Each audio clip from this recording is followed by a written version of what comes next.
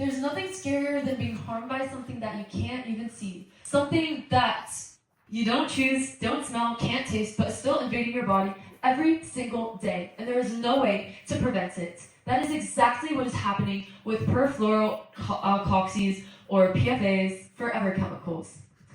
They are everywhere, contaminating our soil, our water, our food, even our bloodstreams, far out of our control. And there is no escaping. No matter how healthy you live or how clean you think you are, your body is being contaminated right now by PFAS.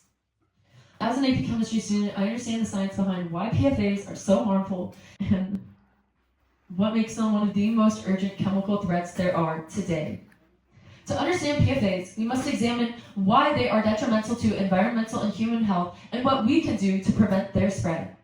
PFAS are toxic chemicals that resist natural breakdown, contaminate water and soil, and accumulate in humans. Ironically, PFAS were first invented with the purpose of helping the environment. Invented in the 1930s, PFAS were convenient in everyday life and were often found in nonstick pans, fast food wrappers, and waterproof jackets. Their use spiked in the late 1960s after a deadly Navy aircraft fire led to the development of PFAS-based firefighting foam. But while effective, PFAS are now known for their toxicity and persistence. The way PFA chemicals are designed is to be indestructible, especially in their bonding nature. PFAS contain carbon-fluorine bonds, which in chemistry are among the strongest of single bonds in organic molecules. Because fluorine is highly electronegative, it locks tightly to carbon bonds, making the molecule incredibly stable and nearly impossible to break down. This bond strength is why PFAS are nicknamed forever chemicals and why they are so destructive. Furthermore, PFAS exposure has been linked to liver and kidney damages, reproductive issues, hormone disruptions, and cancer, especially kidney and testicular cancer. A major review by Fenton and others in the Environmental Toxicology and Chemistry reported that increased exposure to PFAS were tied to an increased likelihood to developing cancer. The same study also reported thyroid hormone disruption, liver enzyme changes, and reduced vaccine response in children. PFAS are especially harmful because of their ability to mimic hormones and disrupt bodily functions, even at low exposure levels. Also, PFAS are amphiphilic, meaning they possess both water-attracting and repelling parts. The molecule of PFAS consists of a fluorine tail that is hydrophobic, meaning it repels water, and is also lipophobic, meaning it also resists oils and fats. On the other hand, the molecule also has a main head group that is hydrophilic, meaning it easily interacts with water.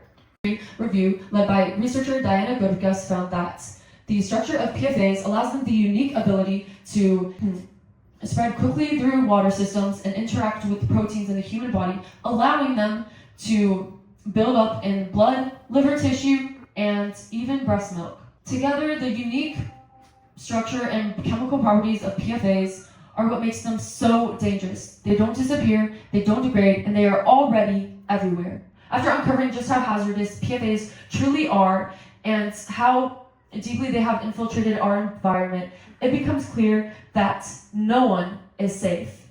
Every single person on this planet, including you, is carrying the weight of these toxic chemicals in their body. To put into better perspective how severe this is, the CDC has reported that PFAS have been traced in the blood of 97% of Americans. Comparing this to pesticides, which often degrade over time, PFAS linger permanently. So it's as if consuming invisible pesticides every single day without a choice. Now that we understand the severity of forever chemicals, the real question becomes, what can we do about it? Well, there is not much we can directly do to resolve the damage that PFAS have done. We can contribute through education, regulation, and support of nonprofit organizations like the Environmental Working Group, EWG. EWG has been battling PFAS through mapping contamination, researching exposure, and pushing for stricter legal standards. Their advocacy even helped drive the Environmental Protection Agency's proposal for national drinking water limits for 6 PFAS chemicals, Additionally, EWG's advocacy has driven real-world changes, including a 2019 court order case against the Kmart plant in North Carolina, holding it accountable for water contamination. Supporting groups like EWG amplifies these efforts and moves us closer to a future without PFAS. Now, you may still be thinking at this point, I'm just one person. How could I possibly make a difference? But real change starts with awareness. When you choose PFAS-free products, demand safer regulations, and support groups like EWG, you are making a difference. If we don't act now, then PFAS contamination will only worsen. Cancer, thyroid disorders, infertility, and developmental issues in children will continue to rise. Future generations will inherit an even more toxic environment.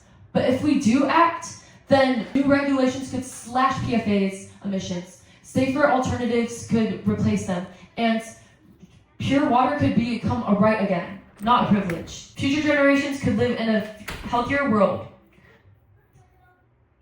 free from invisible poisons. So after exploring the dangers of PFAS, examining how EWG is fighting back, and imagining a brighter future, I encourage you to take 3 steps. Visit ewg.org/tapwater, check your water, and tell one person today about PFAS. And please support organizations like EWG to help fight back against PFAS. You may not see the danger now, you may not feel it, but that doesn't mean it isn't real. So, stop allowing invisible poisons to control our future, and instead let's be the generation that refuse to accept forever chemicals as our forever. Yay! Whoa.